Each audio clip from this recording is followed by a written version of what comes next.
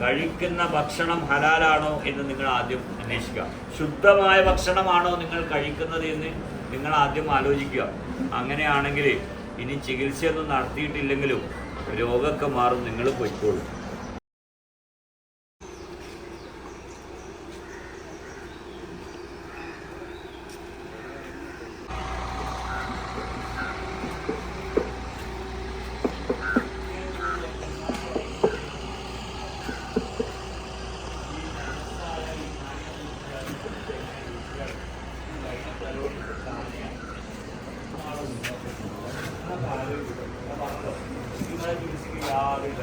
രോഗം മാറുന്നത് വളരെ ലളിതമായ ഒരു മാർഗം.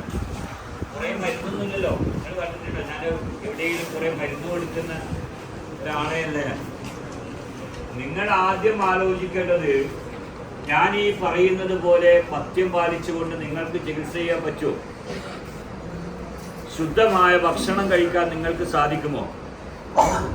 ശരീരം ശുദ്ധമായി നിലനിർത്താൻ നിങ്ങൾക്ക് സാധിക്കുമോ? ശരീരം മാത്രമല്ല കേട്ടോ, മനസ്സിനും നിങ്ങൾ ശുദ്ധി വരുത്തേണ്ടതുണ്ട്. ശുദ്ധമായി മനസ്സിനെയും സൂക്ഷിക്കേണ്ടതുണ്ട്. കഴിയുമോ നിങ്ങൾക്ക്? കഴിയുമെങ്കിൽ മരുന്നുണ്ട്, ചികിത്സയുണ്ട്, നിങ്ങളുടെ രോഗം പടച്ചോൻ മാറ്റും. പറ്റുന്നവർ മാത്രം നിൽക്കും, അല്ലാത്തവർ തിരിച്ചു പോയിക്കോളും. ഇനിയിപ്പം നിങ്ങൾക്ക് തോന്നും ഏതായാലും നമ്മൾ വന്ന സ്ഥിതിക്ക് ഇപ്പോൾ ഇയാൾ പറയുന്ന പച്ചക്കറി ആവണമെന്നാണല്ലോ, ഇത് വലിയ പ്രയാസമൊന്നുമില്ലല്ലോ, പച്ചക്കറി ആവാം, രോഗം മാറുമല്ലോ എന്ന്. അപ്പോഴും മാറൂല കേട്ടോ. പച്ചക്കറി ആയാലും രോഗമൊന്നും മാറൂല. മാറണമെങ്കിൽ എന്ത് വേണമെന്നറിയോ? ആദ്യം വേണ്ടെന്നറിയോ? നിങ്ങൾക്ക് ജന്മം നൽകിയ മാതാപിതാക്കൾ ഉണ്ടാവില്ല, അച്ഛനമ്മയും ഉമ്മയും പാപ്പയൊക്കെ, ഇവരെയൊക്കെ നോക്കുന്ന നല്ല മക്കളും കൂടിയായിട്ട് നിങ്ങൾ മാറേണ്ടി വരും. അത് കഴിയുമോ നിങ്ങൾക്ക്? കഴിയുമെങ്കിൽ കാണിച്ചോളൂ. ഇപ്പം തോന്നും ഏതായാലും പച്ചക്കറി ശുദ്ധമായ ഭക്ഷണമല്ലേന്ന്. അതുമല്ല, പച്ചക്കറി ശുദ്ധമായ ഭക്ഷണമൊക്കെ ആണെങ്കിലും അത് കഴിച്ചാലും രോഗം മാറില്ല. ഈ പറയുന്ന മാതാപിതാക്കളെ നന്നായിട്ട് നോക്കണം. പിന്നെയോ, നിങ്ങൾക്കും എനിക്കൊക്കെ സുഖമായി ജീവിക്കാനുള്ള സംവിധാനം എനിക്കൊരു പ്രകൃതി ഉണ്ടല്ലോ, ഒരു ഭൂമി.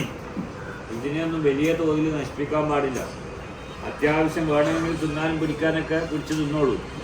അതല്ലാണ്ട് ഈ ഭൂമിയിലുള്ള സർവ്വചരാചരങ്ങളെയും കൊന്ന് നശിപ്പിക്കുന്ന ആളുകളായിട്ട് ഞാനും നിങ്ങളുമൊക്കെ സദാസമയം മാറുന്നുണ്ടെങ്കിൽ സൂക്ഷിക്കണം, മാരകമായ രോഗങ്ങൾ വരും. ശുദ്ധമായ ഭക്ഷണം എന്ന് നേരത്തെ പറഞ്ഞു. എന്താണ് ശുദ്ധമായ ഭക്ഷണം? പച്ചക്കറിയാണോ? അല്ല. ശുദ്ധമായ ഭക്ഷണം എന്ന് പറയുന്നത് ഞാനും നിങ്ങളുമൊക്കെ ഭക്ഷണം കഴിക്കാൻ വേണ്ടി ഉപയോഗിക്കുന്ന ഒരു പണം ഉണ്ടാവില്ല, ഒരു പൈസ. ആ പൈസയിൽ ശുദ്ധത ഉണ്ടാവുക എന്നുള്ളതാണ്. ആരെയെങ്കിലും തോപ്പിച്ചിട്ടും ആരെയെങ്കിലും പറ്റിച്ചിട്ടും ആരെയെങ്കിലും വഞ്ചിച്ചിട്ടും ഒന്നിട്ടും കളവ് പറഞ്ഞിട്ടൊക്കെ ഉണ്ടാക്കിയ പൈസ ആണെങ്കിൽ അത് തിന്നു പോകരുത്. നിങ്ങളും തിന്നരുത്, ഭാര്യക്കും ഭർത്താവിനും മക്കൾക്കും ഉമ്മാക്കും വാപ്പാക്കും അത് തിന്നാൻ കൊടുക്കരുത്. തിന്നു കഴിഞ്ഞാൽ മാരകമായ രോഗങ്ങൾ വരും. ഇപ്പോഴല്ല കേട്ടോ. ഇപ്പം അത്യാവശ്യം ഈ പൈസ കട്ടതും തോപ്പിച്ചതുമായ പൈസകൾ കൊണ്ട് വീട് വാങ്ങിക്കാൻ പറ്റും, കാറ് വാങ്ങിക്കാൻ പറ്റും, മോളെ കെട്ടിക്കാൻ പറ്റും, എല്ലാം പറ്റും. പക്ഷേ മാരകമായ രോഗങ്ങൾ നിങ്ങൾക്ക് വരിക തന്നെ ചെയ്യും. കാരണം എന്തറിയോ? അത് നിങ്ങൾ അധ്വാനിച്ച് ഉണ്ടാക്കിയ പൈസയല്ല, അത് ഹലാലായ പൈസയല്ല എന്നർത്ഥം. മനസ്സിലായോ? നിങ്ങളിപ്പോൾ ചില സ്ഥലത്ത് ഇവിടെ കഴിഞ്ഞ വർഷമൊക്കെ വിവാദം ഉണ്ടാക്കിയല്ലോ, ഇടയ്ക്കിടയ്ക്ക് വിവാദം ഉണ്ടാകുന്നത് ഹലാൽ ഭക്ഷണം എന്ന്. ചില സ്ഥലത്ത് ഹലാൽ ഭക്ഷണം എന്ന് എഴുതും, ചില സ്ഥലത്ത് ഹലാൽ ഭക്ഷണം ഇല്ലയെന്നും എഴുതും. ഈ ഹലാൽ ഭക്ഷണം എന്ന് പറഞ്ഞാൽ എന്താണെന്നറിയോ നിങ്ങൾക്ക്? വിസ്മയും കൂട്ടിയിട്ട് കോയിനറുത്ത് തിന്നലല്ല ഹലാൽ ഭക്ഷണം. അവനവൻ അധ്വാനിച്ചിട്ട് ഉണ്ടാക്കിയ പൈസ കൊണ്ട് ഭക്ഷണം കഴിക്കലാണ് ഹലാൽ ഭക്ഷണം. നിങ്ങൾ ആദ്യം മനസ്സിലായിക്കോളി. വിസ്മി കൂട്ടി അർത്ഥതുകൊണ്ടേ ആ മാംസം അല്ലെങ്കിൽ ആ മൃഗം അത് ഹലാലാവൂല. അത് നിങ്ങൾ ആദ്യം മനസ്സിലായിക്കോളി. ഈ ഹോട്ടലിൻ്റെ പേരല്ല നിങ്ങൾ അന്വേഷിക്കേണ്ടത്. ഇത് ഹലാൽ ഭക്ഷണം എന്ന് എഴുതിയിട്ട് ആ ഹോട്ടലിൽ മാത്രമേ കയറിയിട്ട് ഭക്ഷണം കഴിക്കുന്നതാണല്ലോ ചില ആൾക്കാരെ തീരുമാനം. അങ്ങനെയൊന്നും അല്ലടോ, അങ്ങനെയൊന്നും അല്ല ഭക്ഷണം.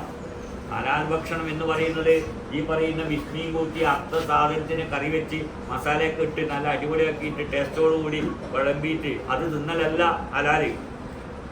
ആ ഭക്ഷണം കഴിക്കാൻ വേണ്ടി നിങ്ങൾ ഉപയോഗിച്ചിട്ടുള്ള ഒരു മാർഗം, ആ ഭക്ഷണം വാങ്ങിക്കാൻ വേണ്ടി നിങ്ങൾ ഉപയോഗിച്ചിട്ടുള്ള പണം, അതിൽ ഹലാലുണ്ടോ എന്നാണ് നിങ്ങൾ ആദ്യം ആലോചിക്കേണ്ടത്. അത് ശുദ്ധമായ അധ്വാനിച്ചുണ്ടാക്കിയ പണമാണോ? ആ ശുദ്ധമായ പണമാണെങ്കിൽ നിങ്ങൾ ഏത് സ്ഥലത്തുനിന്ന് ആരെടുത്തുനിന്ന് ഭക്ഷണം കഴിച്ചാലും അത് ഹലാൽ തന്നെ. അത് ഹിന്ദുവിൻ്റെ ഹോട്ടലായാലും ശരി, മുസൽമാൻ്റെ ഹോട്ടലായാലും ശരി, ക്രിസ്ത്യൻ്റെ ഹോട്ടലായാലും ശരി, അധ്വാനിച്ചിട്ട് ഉണ്ടാക്കിയ പണമാണോ നിങ്ങൾ ആ ഭക്ഷണം കഴിക്കാൻ വേണ്ടി ഉപയോഗിച്ചിട്ടുള്ളത് ആണെങ്കിൽ അത് ഹലാലായ ഭക്ഷണമാണെന്ന് നിങ്ങൾ ആദ്യം മനസ്സിലാക്കും. അതുകൊണ്ട് കഴിക്കുന്ന ഭക്ഷണം ഹലാലാണോ എന്ന് നിങ്ങൾ ആദ്യം അന്വേഷിക്കുക. ശുദ്ധമായ ഭക്ഷണമാണോ നിങ്ങൾ കഴിക്കുന്നത് എന്ന് നിങ്ങൾ ആദ്യം ആലോചിക്കുക. അങ്ങനെയാണെങ്കിൽ ഇനി ചികിത്സയൊന്നും നടത്തിയിട്ടില്ലെങ്കിലും രോഗമൊക്കെ മാറും, നിങ്ങൾ പൊയ്ക്കോളും. എന്തായാലും ആലോചിക്കൂ. ഞാൻ പറയാനുള്ളത് പറഞ്ഞു കഴിഞ്ഞു.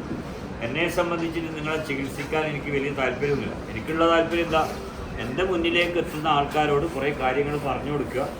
അവർ തയ്യാറുണ്ടെങ്കിൽ എനിക്കും കൂടെ തോന്നിയാൽ ചിലപ്പോൾ ഞാൻ എന്ത് ചെയ്യും, ഒരു മാർഗ്ഗമൊക്കെ പറയും. അതല്ലാണ്ട് ചികിത്സ എന്ന് പറയുന്ന സംവിധാനത്തിലൊന്നും ഒരു താല്പര്യം എനിക്കിപ്പോഴില്ല.